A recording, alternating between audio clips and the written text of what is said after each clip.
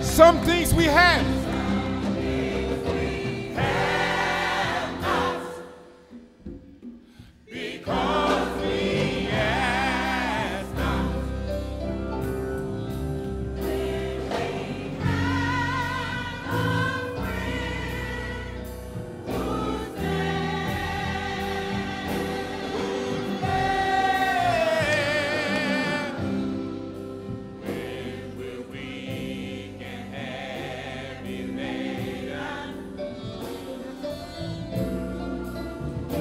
Covered with a load. Covered with a load of care. We should never be discouraged. We should never be discouraged when we take it to the Lord in prayer. Come on, y'all. Some things we have not because we ask not. Because we ask not. They have a friend who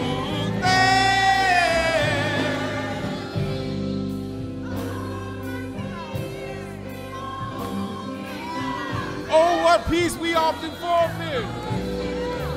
Oh, what needless pain we bear. Come on, y'all. Oh, what peace we often forfeit.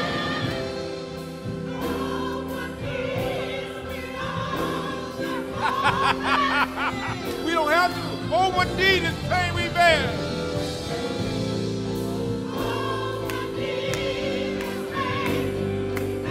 Come on, everybody. Oh, what peace. Oh, what peace. Oh, what peace we often forfeit. Oh, what needless pain we bear. Oh, what needless pain we bear. Oh, what peace.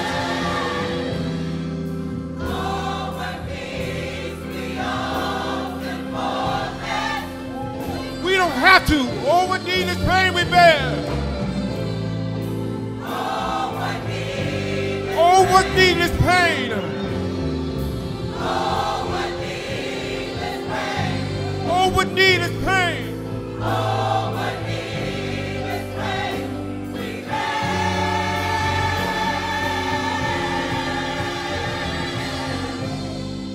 We should never be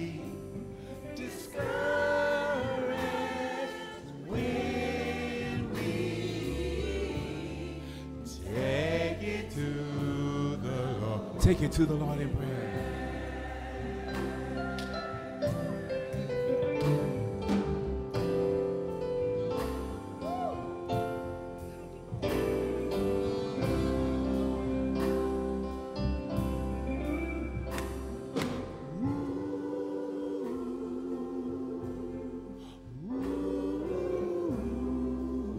All you have to do is take it to the Lord in prayer.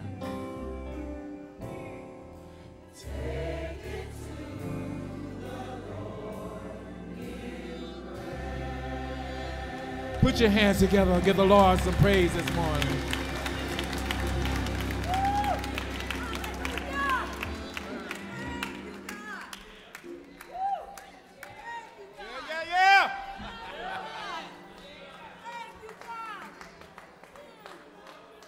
Take it to him. God has manifested his presence this morning. Now it's time for us to listen to his word. Yeah, amen. Up to now, God has been listening to us. All right. Now it's time for us to listen to him. So in the book of Luke, in the 18th chapter,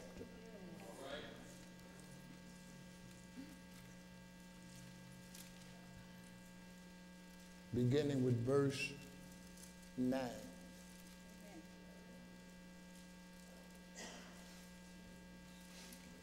Through verse 14, but I will not read all of the verses. But the sermon will come from all of the verses.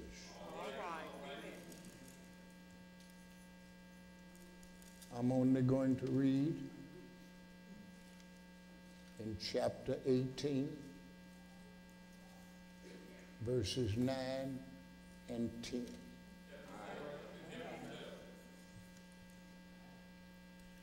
And he, that's Jesus, spake this parable unto certain which trusted in themselves that they were righteous and despised others.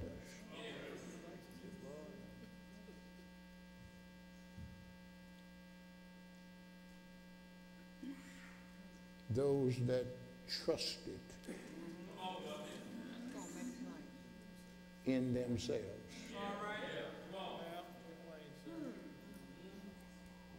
And despised others. Those who felt that they were all right with God.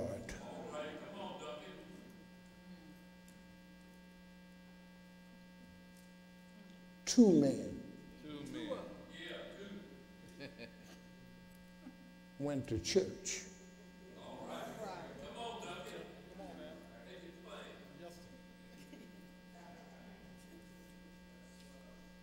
And while they were there, they prayed.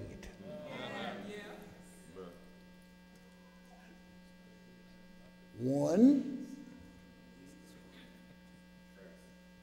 was a frequent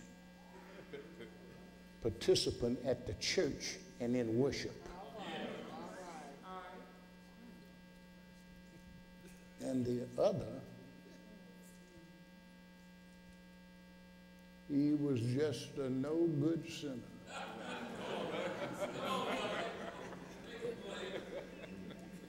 Amen.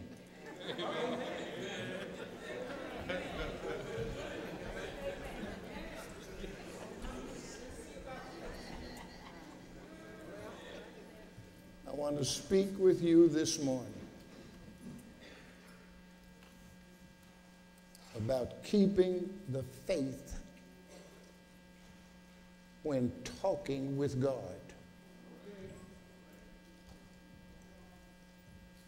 Keeping the faith when talking with God. There are a few things that retard spiritual growth or blot out the joy of the Christian life more than the habit of criticism and depreciation of others. A life of criticism is in opposition to holiness of life.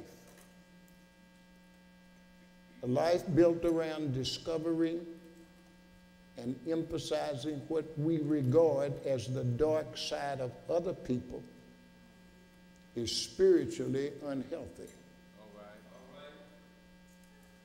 The propensity to be always running things down is not a sign of mental superiority, although some think that it is. Rather, it's a sign of mental sluggishness. We do not prove how good we are, nor how much we know by always picking things apart and highlighting the faults and failures of other people. Superiority is proven by doing something worthy well. To cast the light upon faults, to sneer at the endeavors of others, to find nothing lovable in our brothers and sisters is a sure sign of a sick spirit. To be always depreciating the actions and motives of others is no way to pay a compliment to oneself. In order to insinuate that the motive behind some worthy act is impure, one must start with personal bitterness. To be critical of brothers and sisters, one must start with a heart void of love. It was this attitude of setting all others at naught that brought this parable from the loving heart of Jesus. This habit of personal superiority branded them as being false. And so Jesus told this parable. He said, 2 men one day went to church. One was a familiar worshiper. He came to church all the time. The other one, for some reason, something had compelled him to go to church. Church was not his thing, but something sent him to church. Jesus went on that during the worship service, one of the men came close to the altar, stood there, looking out at the congregation. The other man, according to Jesus, stepped just inside the back door. Everybody saw the one that was standing here. But apparently nobody saw the other one but Jesus. And then they began to speak. One of them said, that stood here, I'm going to put his words in our language. Lord, Lord, I thank you that I am not like other people. Lord, I thank you that I'm not like people who drink. Lord, I thank you. I'm not like people who lie. Lord, I just thank you that I'm not an adulterer. Lord, I thank you that I'm not a beggar. I thank you that I'm not a cheater. I thank you that I'm not a liar. Oh, Lord, what a prize you got when you got me.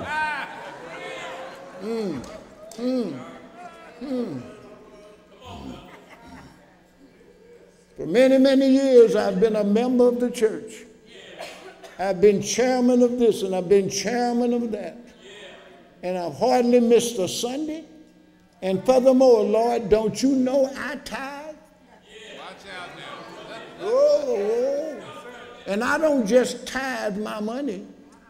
I tithe my pepper and my salt and my sugar. All right, all right, all right. That's how I feel about tithing. Here I am, Lord. Look at your prize.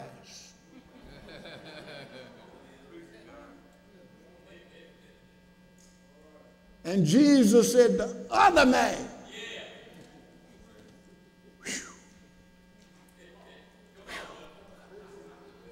standing in the back where nobody saw him,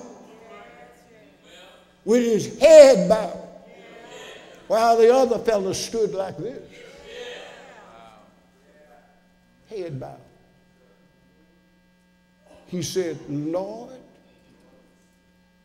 be merciful. Merciful implies I've done something for which I should be punished. But I'm pleading on your grace. Be merciful unto me. Lord, I'm here because something in my life is not right. I don't usually go to church, but whatever it is, it's forced me to come. And now that I'm in your presence, all I can say is, I can't say I haven't lied. I can't say I haven't gotten drunk. I can't say I have not stolen. I can't say I have not committed sin. But I can say, Lord, be merciful unto me. That's all I can say. That's all I can say. I wish I had a testimony like that other man. But I can't say none of that stuff. But all I know is when I come in your presence, the first thing I see is me. And when I see me, I got to see you. Just have some mercy on me. Jesus must have smiled. He had to smile when he looked at that situation. He said, you know something? All of you thought that the man that stood here was right with God. All of you thought that's a good Christian. But you missed the point. That man that made all that grand confession went home just like he came. But that other man who came with a heavy heart, that other man who was conscious of his sins, he went home justified. Means he went home right with God. All he asked for was to be forgiven, and God forgave that man. But that other one, he still got to stand before God and answer for his sin. Jesus Christ, what are you saying to us? I'm saying none of us are all that righteous that you got a right to point a finger at somebody else. What are you saying, Reverend? I'm saying that every one of us has got some closet shut up with a lock on the door. That's what I'm saying. What am I saying? I'm saying just because you come to church, just because you're in this office or that office, you have no right to point your finger at somebody else. Because if God would point his finger at you, ooh-wee, Reverend, ooh-wee, Reverend. That's what Jesus is telling us. Jesus is telling us stop finding fault with other folks. Do you hear what I'm saying? Stop pointing your finger at them. Stop pointing, magnifying, criticism of them. Stop talking about them, because who do you think you are? It took Jesus stretched out on the cross to get you right with God. So you don't have all that to boast about. I go to church every Sunday. Well, you might go every Sunday, but the church does nothing for you every Sunday. That's the parable. That's the parable. When you come to talk to God, both men was talking to God. When you come to talk to God, don't start out by listing all the good things you've done. When you come to God, start out by recognizing, first of all, that you've missed the mark. And that, first of all, before you really want to have a conversation with God, you better get right with him. And so say, Lord, have mercy on me. I know I preach your word, but I did something wrong last week. Come on, come on, come on. Lord, have mercy on me. And Jesus said, he went home all right with God. So what are you telling us, Reverend? Be careful how you worship. Be careful how you evaluate other people.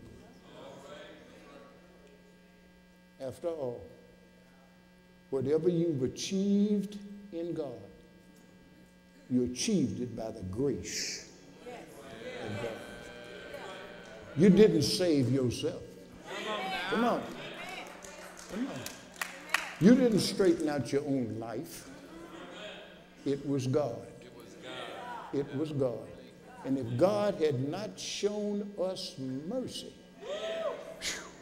he could never have showed us grace. Because mercy has got to get the problem right with God before he can give you what you ain't got no business with. So when you worship, it's you and God. Not you and the other people and God. It's you and God. You get yourself right with God.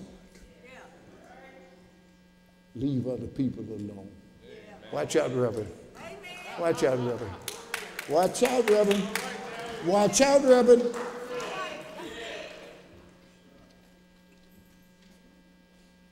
Have I preached enough?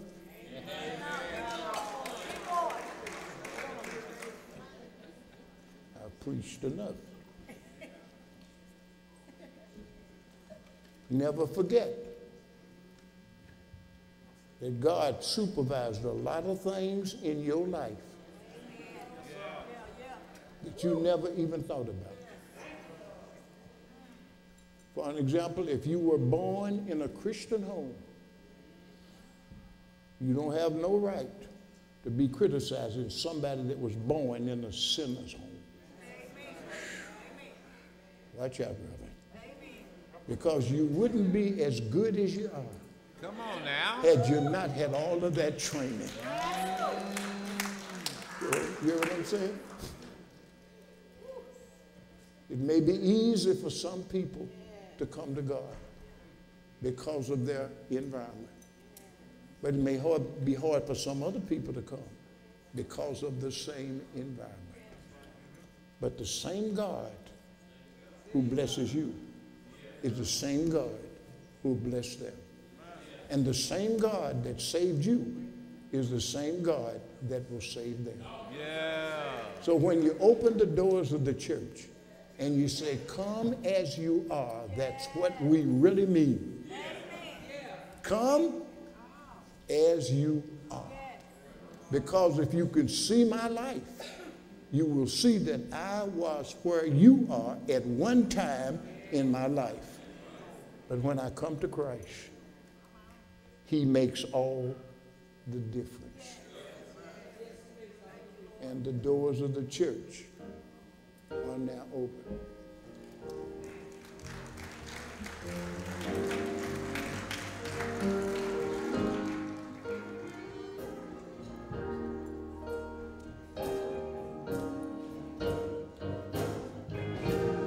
Come now. Come right now, just as you are.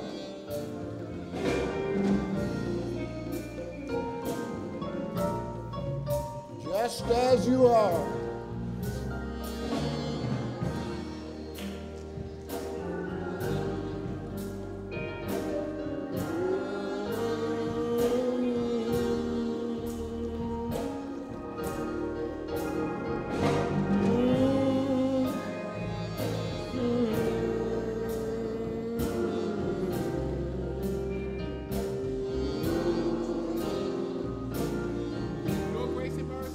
Just say, Lord, be merciful unto me, a sinner.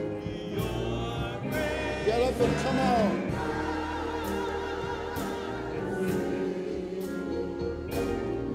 Brought me through. Living each moment because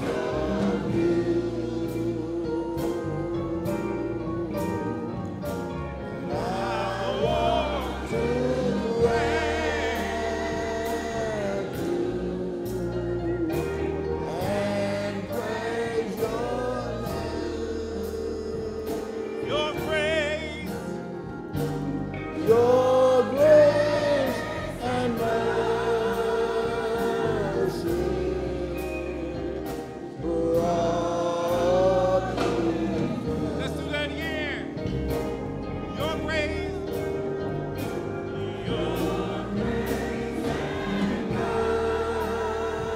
Mercy brought me through. Who will come? It's mine. because Because of you. I wanna And I want to and praise you too. and praise you too.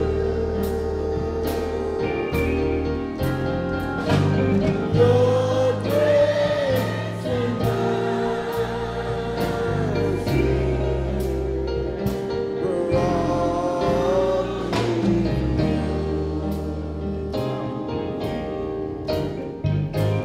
Thank you for saving A sinner like me. a sinner like me to tell the whole world Yeah. that salvation is free. And I want to thank you and praise you too. Because your grace. Your grace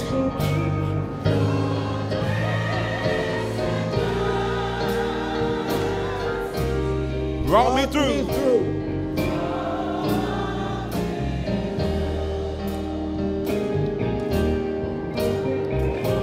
Justice demanded I should die. that I should die. But grace and mercy said, oh no, oh no, no, no, no, no, no, no. We've already paid the price.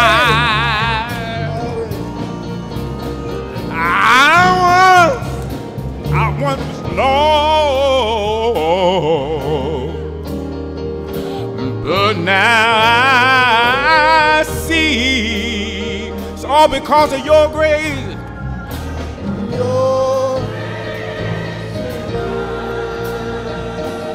Your grace and mercy. Your grace and mercy. Your grace and mercy Brought me through.